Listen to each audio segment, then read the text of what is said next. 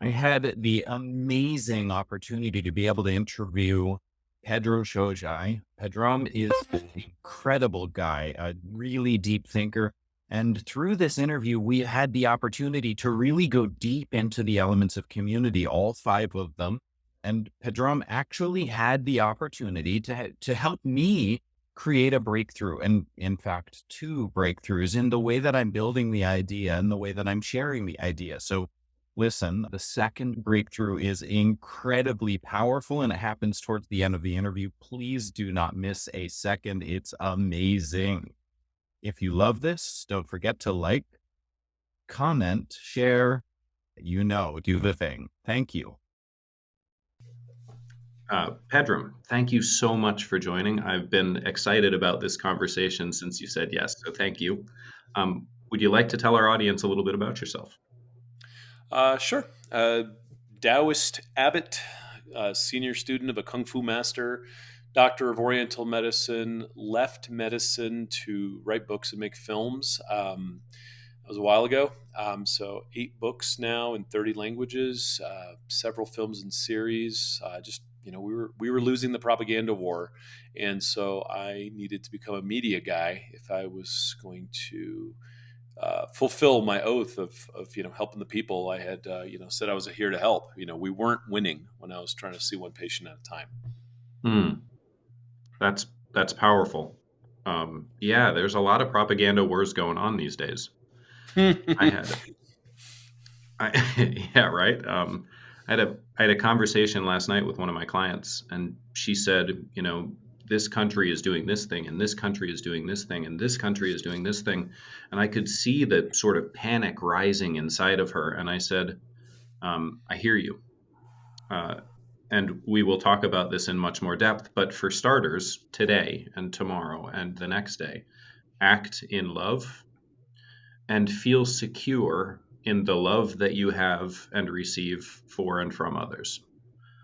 And the panic vanished. I mean, it went up in smoke. It was gone. I could watch it leave her face. It was extraordinary. The the the war that you're talking about, it's real. Yeah. Well, and it puts you in your amygdala. It puts you into fight or flight. It puts you into this place where you could feel that you're in the boiling pot. You can feel Mm, that the end is inevitable, and you have no choice but to just sit there and suffer. And that's a narrative that you could just step away from, and you could live in love, and you could step into your power. But that's just not how the media and the attention economy is orchestrated currently, hmm right? And so yeah, I'm not smart enough to listen to that crap. It's you're gonna get depressed. Yeah. That's funny. Yeah, me either. I turn it off. Um, I haven't used those words, but that's it. I'm not smart enough to listen to that crap. I mean, listen, we have a saying in the martial arts: is you stand in the ring long enough, you're gonna get punched in the face, Hmm. right? Like you're not gonna block every punch. Like that, Mhm. it's gonna get over the wall. You are going to be like that poor lady, and just be shell shocked into thinking, the sky's falling. And then what good are you, right? To your family, to your spouse, to your world. Hmm. True. Yeah. Failing by the principle of first aid, right? Take care of Yeah, yourself first. yeah, yeah. It's the old oxygen mask. Amazing. Not to say that I'm advocating being uninformed. I'm just advocating really controlling the flow of information into your brain, and managing your mood and your energy in a way that keeps you sitting on the perch. Right? You don't want to Yeah. get knocked off your perch. Hmm. Yeah. Yeah. Exactly. You don't want to get knocked off your perch. Well said. Um, if you don't mind me asking, can you talk about how engaging with and building community has made it possible for you to be an author of 8 books and for you to create some of the really powerful movies that you've created?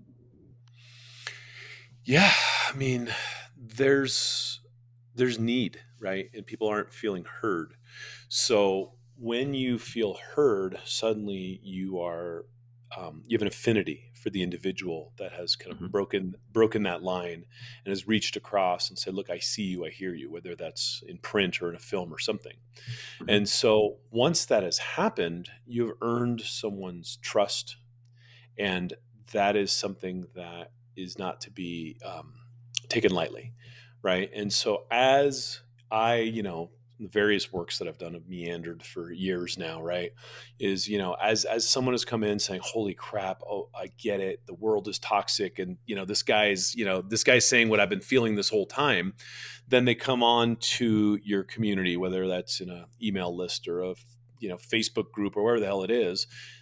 That conversation is now one that has lit a fire around a common cause, right? And Mm. for me it's a little different because I do so much different subject matter. So I have trauma people and exhausted people and urban monk people and all sorts of different demographics or psychographics in my universes. So I have a lot of kind of like micro communities inside of a macro community. So it's still brought to you by the same guy, right? in Hmm. in some way. And so I've become kind of a trusted shepherd, if you will, of Hmm. information, saying, "Look, there's a lot of crap out there. Let's go talk to the smartest people I know and get the real answers, and let's help you understand." And this is, to me, this is where kind of the basis of our community building is I've been adamant from the first minute I stepped out into this world, reluctantly, frankly, as a monk, right? Is I don't want to be their guru. I don't want to be Mm. their leader. I don't want to be the guy, drawing a sword and charging in front. I want Your every beard single. isn't long enough either. No, no, no. My wife makes me shave it, and so but everyone's looking for someone to tell them what to do. Everyone's looking for a leader. They want to be a follower, and that is, I think, what's wrong with the world. And so my message has always been, I'm here to empower you with the information, the truth, the tools, whatever it is, so that you could step in, stand in your own shoes, stand tall, and have agency to be a personally empowered human that can now make decisions on their behalf and for their family that are coming from a better place, right? Like the lady that you kind of talked off that cliff, she's not making any good decisions in that state of mind, right? And No. so you Yeah. brought her back into her heart, and now it's like, okay, look, you don't want to make any life-changing decisions when you're feeling that way, and most people feel that way every day. Ooh. Yeah. That's probably true. And ooh, that hurts. It hurts, it hurts, it hurts. Well, I mean, listen, most people's lives are a string of bad decisions coming from feeling like their back's against the wall and they're in duress, right? And poker, you say, guy's playing on tilt. He's lost a couple of hands. Now he's betting like an idiot, and he's going to be off that table soon, right? And most people are Mm. making financial decisions, love decisions, health decisions, all of that from that state of mind, and they're just doomed to fail because it's the prefrontal cortex is turned off. It's not going to work. It's going to be bad. It's not going to work out for you. And you use your voice through books, through movies, to help people see a different perspective so that they can stop feeling like their back is against the wall. Yeah, yeah. I mean, listen, what you did with that gal is, demonstrative of it, right? Is you and only you are capable of changing gears. If you want to go to kind of an old mechanical, uh, narrative, is you got to pop in the clutch and go to a different gear. And she was in Hmm. panic, and you brought her into love, faith, whatever the feeling was that recentered. But then there are very specific switches that are happening in her nervous system that pulled her out. Excuse me, pulled her out of her amygdala, brought her into her prefrontal cortex, probably harmonized the sensory motor strip around, all of the hemispheric actions, right? And got her into a different state of mind. Now, was that what you did or what she did by you pointing the way and going, "Oh crap, Mm. let me get out of this phase," right? You did not do that to her. You Right. showed her the possibility and she went there herself. Right now, the biggest danger there is she might come to you next week and be like, "Yo, Guru Lucas, you changed my life." And if you were a lesser man, you would take that power from her and do her a disservice. Yeah. And if you were an honorable man, you would point right back to her and acknowledge that she found that within herself, and what else can she find, Yeah. right? And I think that is a very subtle yet important distinction in how people are doing things in this world of medicine, personal development, all of it. There's a lot of douchebags being douchebags. And so, and they're, it's really easy. You put out the fly paper, you catch people, you pull them into your thing, you distract them out of their time, money, and energy. It's parasitic, right? And so that model to me is not the light, right? And the light does not feel that way, and it doesn't feel extraction oriented. And so, that's, and, to go back to your question, how do you build community? Just don't be a douchebag, right? Do the right thing, be there for people, and they can feel the difference, right? They can feel it. And they're like, oh, this guy cares. Yeah. Wow. Yeah. Don't be a douchebag. Yeah, I mean, Yeah. words to live by right there. Rule number one, right? Yeah.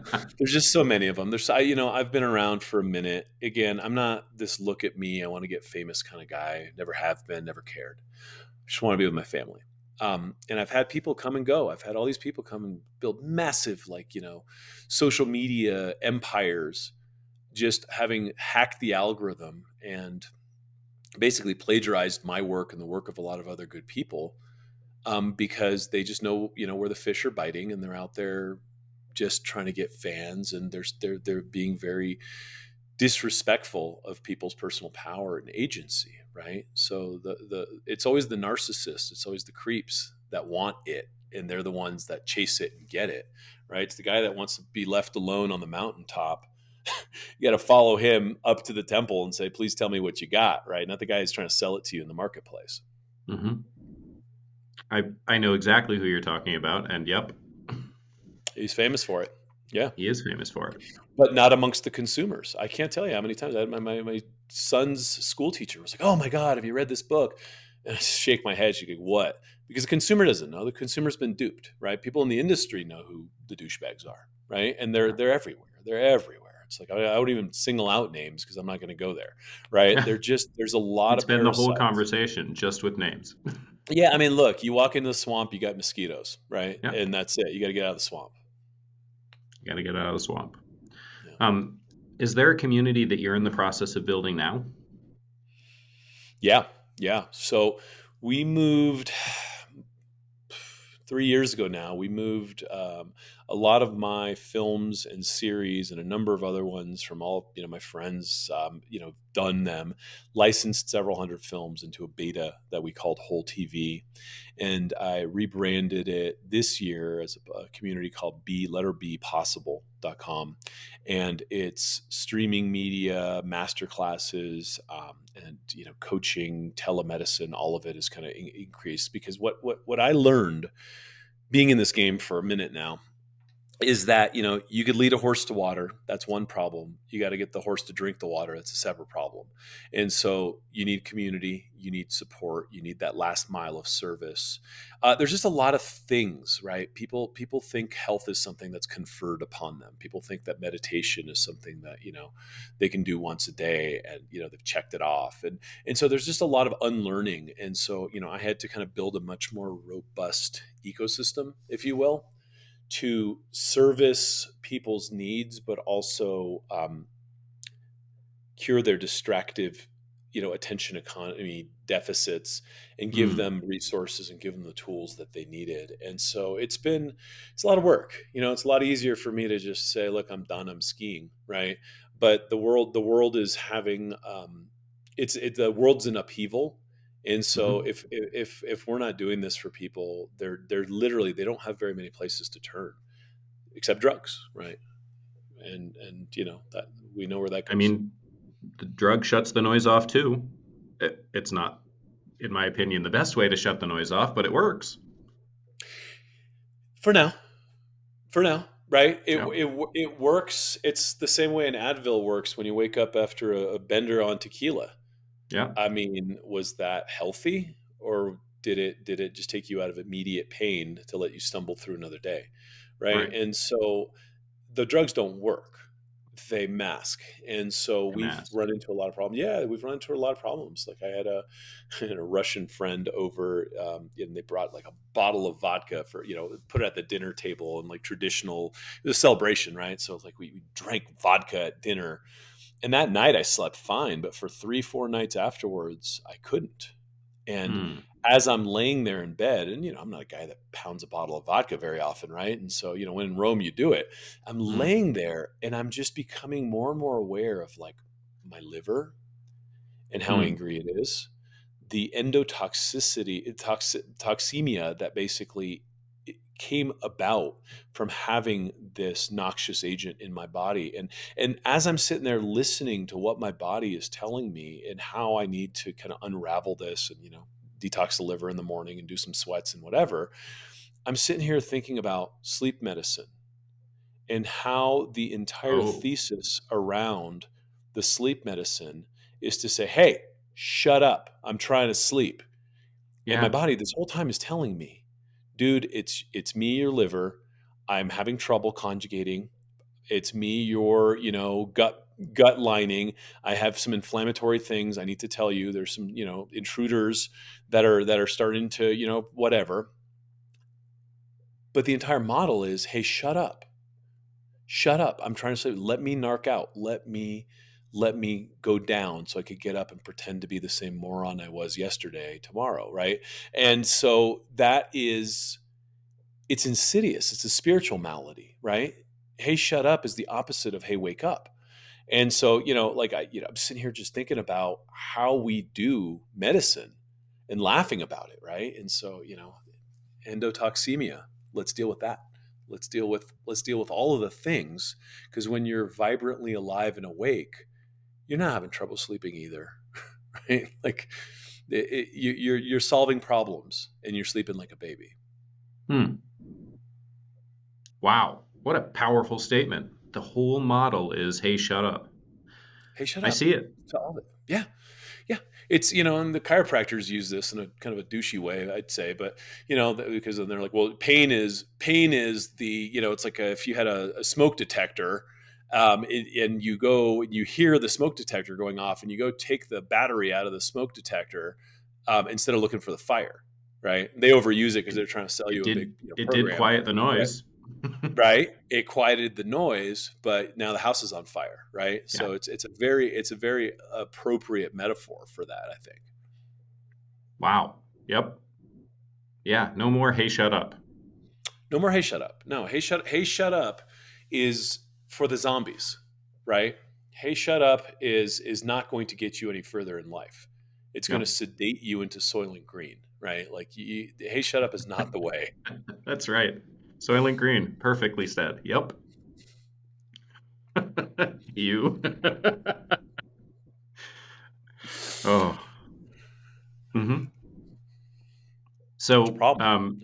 it cycles back to rule number one: don't be a douche. Don't be a douche and wake up, right? That's it. So, the douchebags are trying to look, it's the attention economy, right? The douchebags want your attention because your eyeballs are worth something, right? Your money is obviously welcome. Hmm.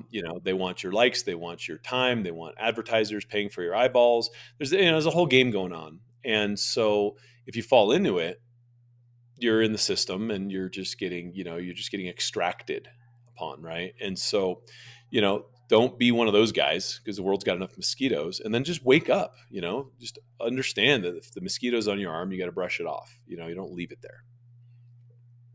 I agree. Yep. Don't take a drug so you don't feel it. You can just brush it off. Like there's a different way to make the pain go away. Well, right, and that traditionally is not how our culture is wired, right? We have a very well ingrained tendency to avoid pain, right?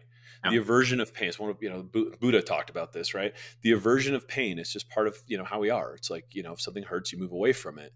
But when it comes to the problems that we're having, is something is a problem, you don't look away from it, you don't move away from it, you face it, you heal it, you grow through it, and you move into a level of evolution beyond it that isn't this aversion and running, which is what we all do. And I don't care if it's social media, alcohol, weed, pharmaceuticals. Pick your poison. There's a lot of ways. There's a lot of ways to run. Yeah. Yeah. Powerful. And we're all guilty of Um, it. Look, I'm guilty of it probably 27 times a day, right? We're all guilty of the tendency to move away from pain. mhm. Sure. I'm not sure I'm guilty of it 27 times a day. Probably because the times that I'm guilty of it last longer than they do for you.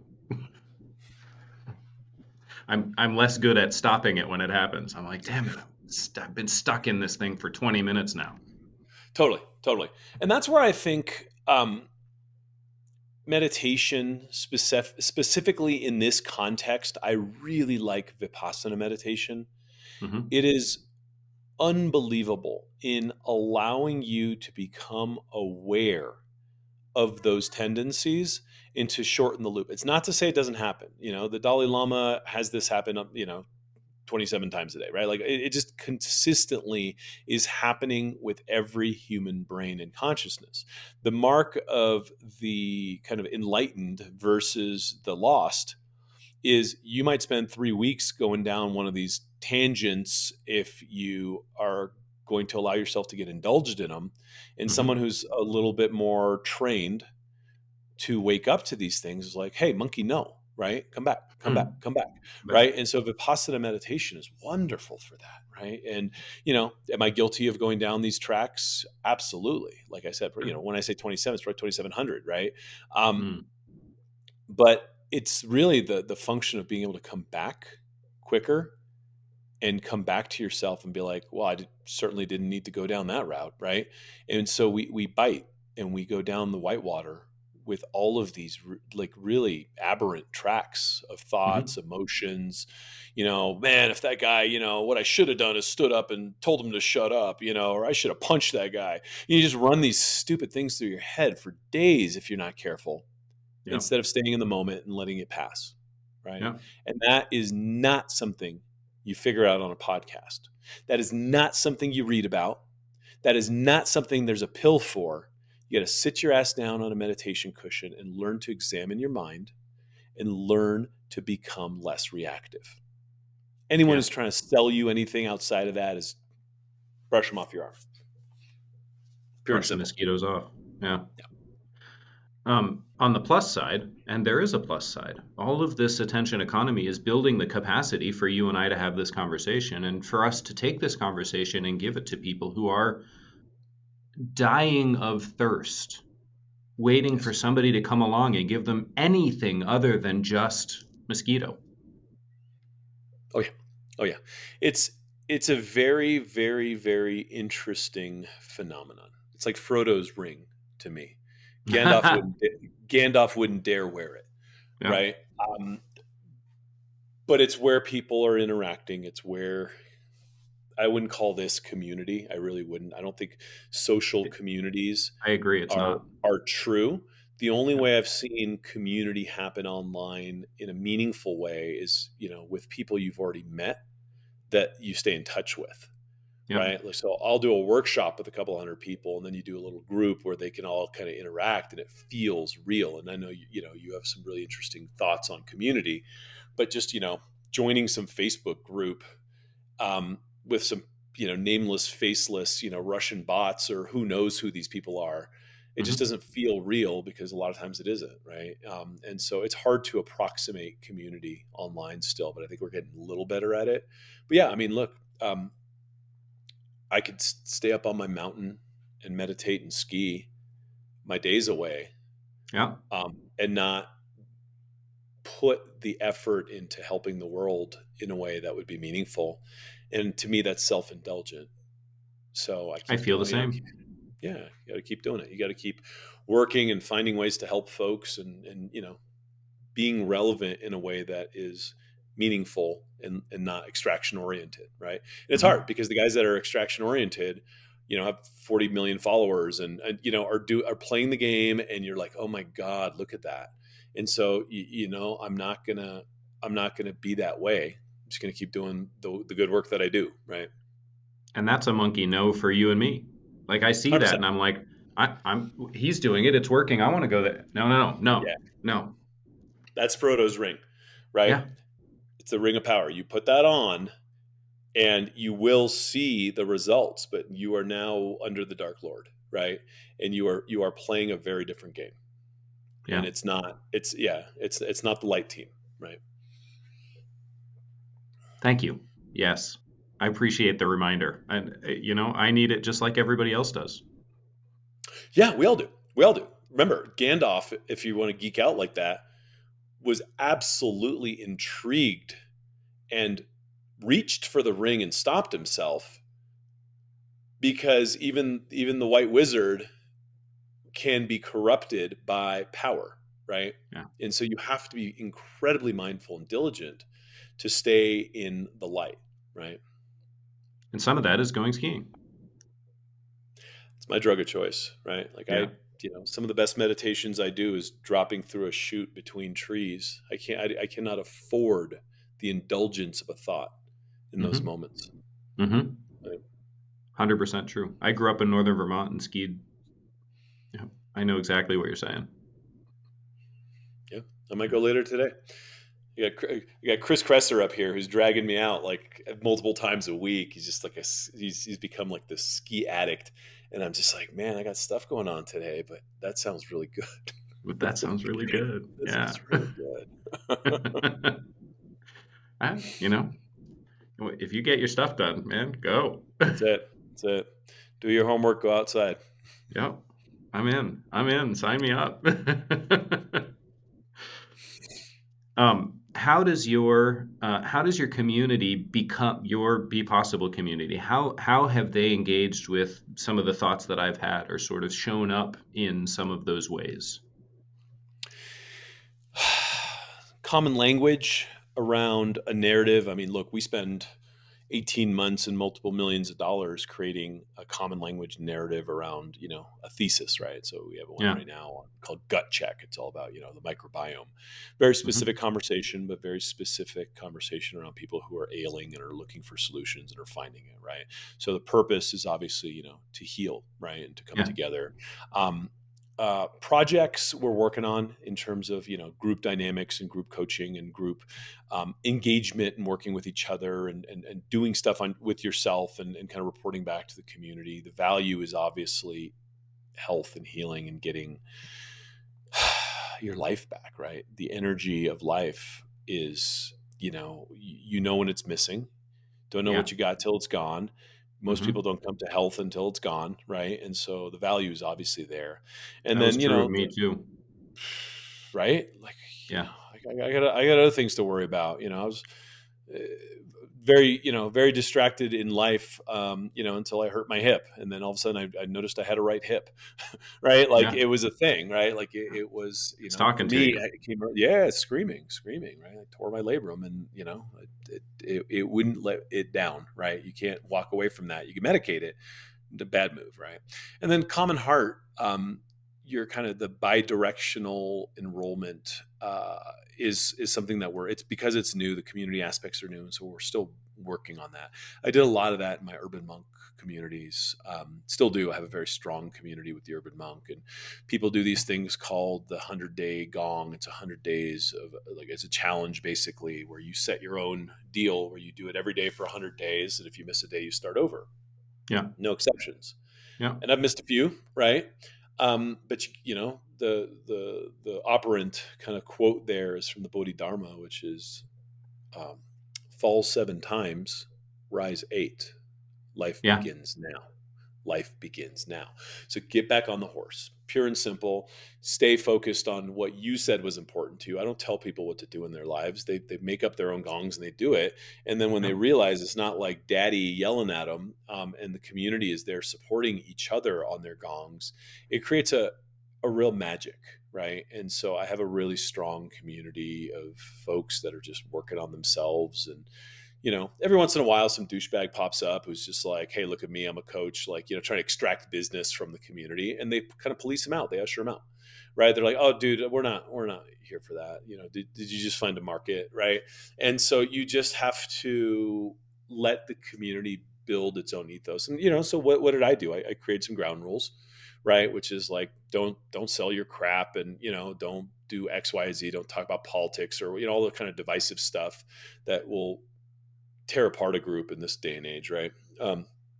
And allow people to just kind of state their goals and their, whether it's personal development, spiritual, emotional, or physical, and say, look, hey, here, I'm either going to disclose or not disclose what I'm doing, but I'm going to do what all the rest of you are doing within a common narrative framework, and I'll Mm-hmm. report back. And part of the kind of open sourcing of the code, if you will, is, look, I've been doing this for 25 years publicly, 30 some, like about 30 years, since I was a young man.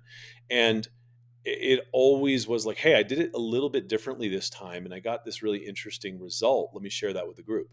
Right. And Mm. so that's how things evolve, right? Is like, look, I'm not setting this in stone. This ain't some book in Aramaic that was written 2,000 years ago. Right. Like that's not how things move and evolve. So Yeah. why don't we continue to iterate on this? And like, there's a lot of thinking around that in blockchain now too, right? Is you allow the community to kind of enhance the body of work, right? Mm-hmm. Which also helps people feel like they have ownership, right? This isn't the Pedram show. They're doing this for themselves. I just happen to be the guy that showed them. And frankly, the faster I can get out of the way, the more I can ski, right? I don't need to be the look at me Yep. kind of guru. That's and that too is words to live by. The faster I can get out of the way, the more I can ski. That's it. That's it. Words to Well, live by. and the people who want to be in the way, you got to look at trauma. You got to look at mom and dad. You got to look at all the things that are driving someone to demand those eyeballs, to need that attention, to be, Mm-hmm. to have people validate who they think they need to be in the world. You got to die to all that shit, right? Like that's all just noise. You got to die to it. You have to learn that that isn't the true essence of who you are. And getting that external input, Epictetus said this, I think, really well, Greek philosopher, is anything that's out of your hands, you're going to suffer if you need that from others, right? And so if I need fame or clout from my community, I'm miserable, because I will Yeah. constantly dance like a monkey to get what I think I need to fill an empty hole inside of me, which is unfillable from external means. Yep. Now, if you're dancing like a monkey for fun with the camera off, do you? That's it. That's it. But if Throw but if poop, the camera right? has Like to be on, that's it. maybe you need to ask some questions. Yeah, yeah. You got to question your motives, and then you got to look underneath that for the why. Why Mm. why do I need this? Can And I the take the ones who ring off? do, can I take this ring Am off? I capable of getting this thing off my finger? Right, right. It's a bold act. Yeah. Amazing. Yeah. Um, and so your Be Possible and the Urban Monk community, you've paid attention to the way that engagement sort of grows inside that community. That people start showing up for each other, caring for each other, paying attention. This idea of self-policing is a beautiful one. Like, listen, we got no problem with you, but this isn't the place for that. Yeah, and I'll run experiments where I'll do kind of like extended periods where I just kind of I'm less in there, and I just watch, almost as like a sociological experiment, to Hmm. to be like, what are these folks doing in the absence of Pedram? And if it's fallen apart because I'm not there, what have I done wrong to steward a community that can be self-governing, right? Um, and if it's thriving without me, that feels great. Now, now do I feel like I'm less relevant in here? And what are those feelings evoking in me as a leader who needs it? It's all fun. It's all growth, right? Like you're like, Yeah. what's happening in here? So I've been laissez-faire. I've been more involved. And I've kind of tethered in and out because, and in all candor, during the coronavirus meets political divisiveness era, that like couple years, I just, man, I was puking in my mouth. Like I couldn't stomach Facebook in particular. You couldn't say anything without getting attacked in any direction, and you couldn't have an opinion that you could even stand for without getting assaulted by brainless mobs, right? And so I was really kind of put off by the social media thing for a couple of years. I was just like, man, I don't need this shit. I'm just going to make another movie, right? It got really gross and dark, and I don't swim in murky water, right? Like Mm, I'd rather be a better dad to my kids for a couple of years. yeah. Um, if you don't mind, when we were talking through the five elements of community at the beginning, you connected a dot for me beautifully when I was talking about common language, and I gave you an example of what it is, and you said, "Oh yeah, it's a macro." Amazing. I mean, I even then I burst out into laughter because like it's so simple. Like the way that you connected that for me is so simple. Can you talk about that for a moment? Yeah, I mean, we were talking about the dinner at the Shojai family table and how Yeah. there's a common language and how, you know, there's just so many conversations that are layered and understood one upon each other that I can just say a word like, you know, meatball, and it references a story that referenced a tantrum that referenced a lesson that we all can just circumvent and just, you know, understand and allude to. Yeah. And to me, and I'm not like a technical dude, right? But to me, that's exactly what the kind of coding language and macros are, is like, you know, you roll all these things up into like a cluster of stories that now have like a meaning family, and it's just efficiency, right? Yep. And so what you're alluding to in this common language of community is, you know, efficiencies that are built in to, you know, narratives that have already kind of been read up and stuff. It's like, you know, you go to school, you do the, you know, the intro classes and the 101 classes, and so, you know, you just have to say Kierkegaard. You don't have to allude to, you know, 300,000 words that Kierkegaard wrote about something. You know his thesis, Yeah. right? So just say referencing Kierkegaard is a macro in a lot of ways, It right? runs a And so macro. Yeah. yeah, yeah. And so to me, that's just efficiency and intelligence, and also just, you know, growth, right? We like to Hmm. compound complex ideas and understand and move on. But if we can't have that, then we're never having meaningful conversations, to your point, right? Yep. And one of the things that really stuck out to me as I was learning about common language and really understanding how that deepens and becomes so much more efficient inside community is this idea is unpacking in my head, and I would go and have a conversation with somebody with whom I am not in community. And I noticed that that conversation was limited to basic communication. Like I could not be complex with them. It's not available. We hadn't reached that level yet. Yeah. I also think there's a dark side to it. Like I have been witnessing massively this community of, you know, spiritual enlightened people Hmm. who have now created this kind of group thunk and macros that are now kind of like reinforcing on each other. So they're like, you know, I'm the Burning Man crowd, I'm the spiritual psychedelic psychotherapy crowd, and then Hmm. they all start to kind of roll up into these almost viral bundles of macros that go unquestioned. And Hmm. so I've noticed inside of some of these communities now that they are incredibly subjective, and they get subjected, let's just say, to things that are unbecoming of the individuals. Like, so I have these people in these like spiritual communities that are absolutely guilty of now living in infantile magical thinking. So Hmm. because they have now identified as like their new spiritual self, or I'm a shaman, or I had some fucking guy tell me he's a warlock. And I know someone who studied with a druid for 35 years who became a warlock. So you don't go to England for a weekend thing and come back and call yourself a warlock. That's just not true, right? Like that means something in a different narrative, but they're stealing macros and words from other narratives and assembling them in a way that is baseless and doesn't have a foundation.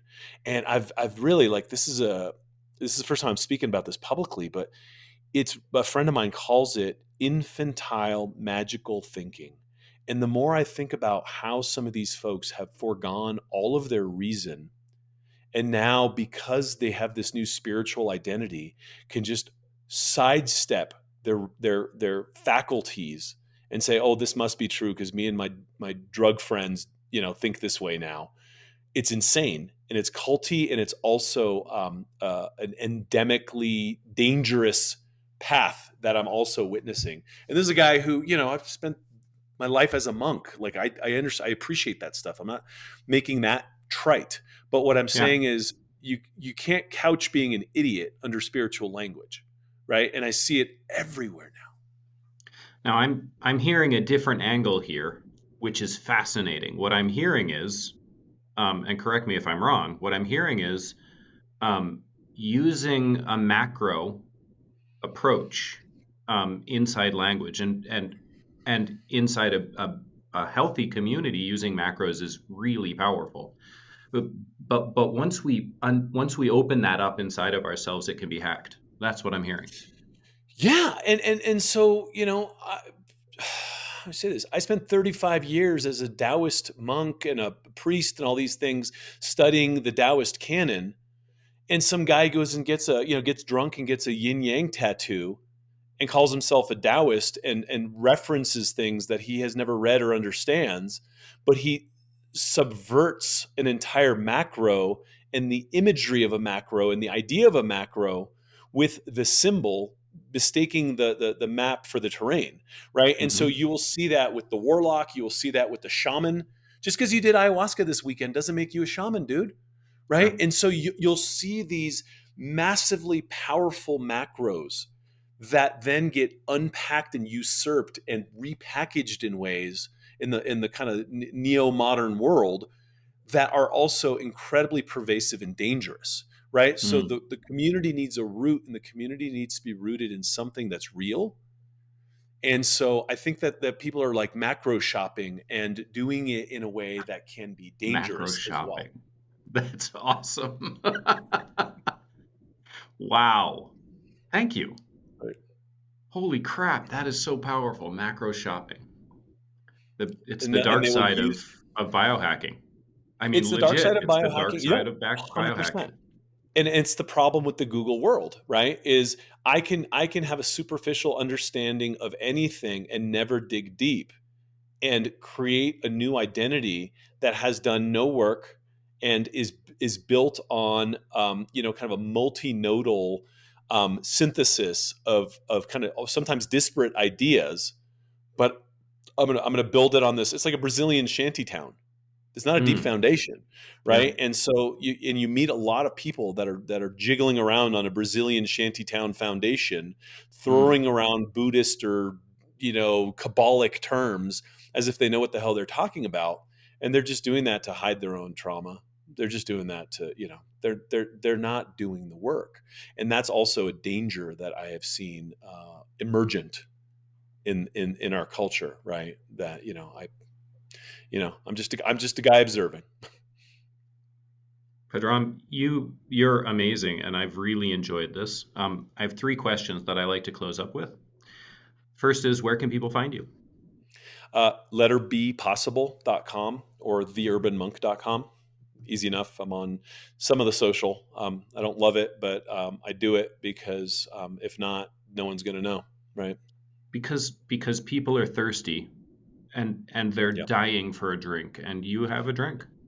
yeah, yeah. So I've actually kind of begrudgingly accepted the fact that I need to step back into it Hmm. because if not, it's just the puppeteers that are doing all the talking, and that's more dangerous for the world. It So really is. it's a lot easier for a guy like me to shut up and ski, but here we are. Thank you for stepping back into it. Second question. This is a curveball. What question have I not asked you that you wish I had?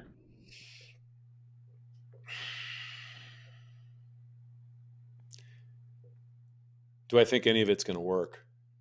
Hmm. Oh, Right, and in the zero time we have left, that could be another show. But is all this for naught? And is the media messaging and communicating through the media just using the devil's tool and not going to work. I mean, the real way is to huddle in a grove of trees and listen to the stillness behind the infinite breath. So, is it futile going Mhm. this path? And that's a can of worms. We could talk about that later. Oh, yes. So much yes. Pedram, thank you. I appreciate you joining me. Thank you very much. I appreciate you doing this, and it was fun.